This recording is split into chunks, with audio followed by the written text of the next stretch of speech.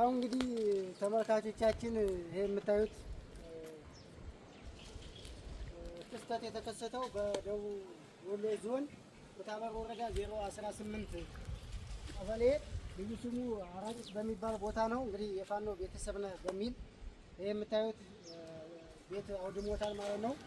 ያገዛዙ ስርዓት እንግዲህ ሰውየውን መያዝና መግጠም ሲያቅተው የፋኖን ክንድ መቋቋም ሲያቅተው እንደ ኩታራና እንደ ግል ጭመኛ የፋኖ ቤተሰብ መኖሪያ ቤት ነው የተባለውን እንግዲህ በዚህ ልክ እንደምታዩት አውድሞታ ላይ ይሄ ድርጊቱ እንግዲህ ከተሸናፊና ከአሮጌ መንግስት የሚጠበቅ ነው። ድርጊቱ ያው ዞሮ ለሰውየውም ሆነ ለእኛ ያበረታናል እንጂ እኛን ወደኋላ የሚያሸማቅቀንና ምንም ይለን ነገር የለም። ድርጊቱ እጅግ በጣም የሚያሳዝንና አሳፋሪ የሆነ ድርጊት ነው። ይህንን ድርጊት ደግሞ ከተሸናፊ መንግስት የሚጠበቅ ስለሆነ እኛ እንደ አንድ አቺ ነገር ልናየው አንችልም፣ ግን ዓለምን እንዲያውቀው ስለምንፈልግ ነው። ጉዳት የደረሰበትም ወንድማችን ፋኖ ሳይድ አህመድ እዚህ ስላለ እሱም የተሰማውን ስሜትና ምን አይነት ሁኔታ ላይ እንዳለ እሱ ይነግራቸዋል ማለት ነው። ወንድሜ ሳይድ አህመድ እንዴት አየው ይሄንን የብልጽግናው ስርዓት የተሸነፈ መንግስት የመኖሪያ ቤትንና በማውደሙ በማቃጠል አንተ ምን አይነት ስሜት ተሰማ ፋኖ ሳይድ? እሺ አመሰግናለሁ። ዞሮ ይሄ ብልጽግና የሚባለው መንግስት አጠቃላይ ከሚሰራቸው ስራዎች የወደቀና የተሸነፈ መሆኑን አመላካች ነው።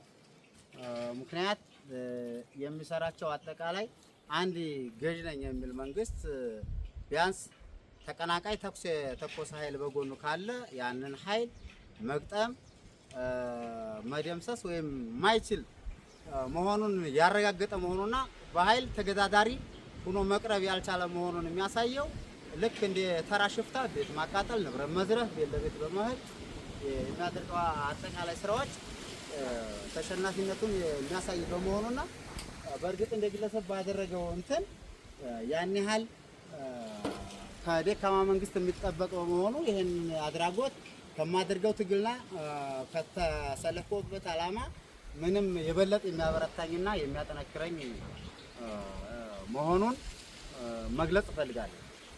እሺ ወንድማችን ፋኖ ሳይድን እንግዲህ እናመሰግናለን። እሱ እንደምታዩት ምንም አይነት ስሜት አልተሰማውም። የበለጠ ትግሉን ተጠናክሮና አምሮ እንዲታገል ነው የሚያደርገው።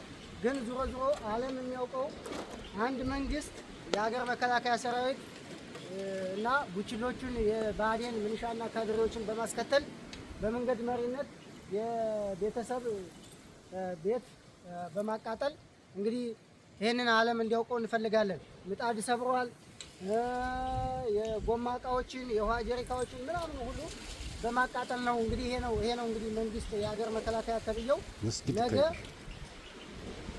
ነገ ቀይ ባህርን አስመልሳለሁ ሀገር እመራለሁ የሚለው እንግዲህ ይሄንን እያደረገ ነው ማለት ነው። ምጣድ የሚሰብር መንግስት እንግዲህ ነገ ምጣድ የሚሰብር መከላከያ ነገ ቀይ ባህርን ወይም ድንበርን ይጠብቃል ብላችሁ እንዳትሳሳቱ። ከዛ ውጭ ደግሞ ይሄ አሸባሪ መንግስት ነገ የሁላችን ቤት አድርጎታልም ቀሪዎቻችን ላይ ስለሚያደርገው ምርጫ እያለ አሸባሪ መንግስት ይሄንን እየሰራ ነው። እንግዲህ ምርጫ ምረጡ እያለ ቅስቀሳ እያደረገ አማራውን እያደናገረና እያወዛገበ የሚገኘው ማለት ነው። ስለዚህ ሁላችንም የተከበርከው አማራ ህዝብ ሆይ ገዳይህንና ሊያጠፋ የመጣውን ስርዓት ባለ መምረጥ ከምርጫ ካርድ ራስን በማራቅ ትግሉን ተቀላቅለህ ይህንን አስከፊ ስርዓት ደርስሰን ነፃነታችን እንድናወጅ ስንል እናሳስባለን ማለት ነው። ይሄ ሰውዬ እንግዲህ እንደምታዩት አምናም ሙሉ ንብረቱና ከብቶቹ ተወስደው ተበልተዋል። ዘንድሮም በዛ ልክ ቤቱን አቃጥለዋል ማለት ነው። 2 ቤት ነው የተቃጠለው። ይሄ የምታዩት ቤትም ግማሹ አልነድላቸው ብሎ ግማሹ ተቃጥሎ ግማሹ የቀረ ነው። ይሄ ሙሉ እንዳለ ያወደሙት ነው ማለት ነው። ስለዚህ የአማራ ህዝብም ሆነ የዓለም መንግስት ይህንን እንድትከታተሉት እንላለን። እናመሰግናለን።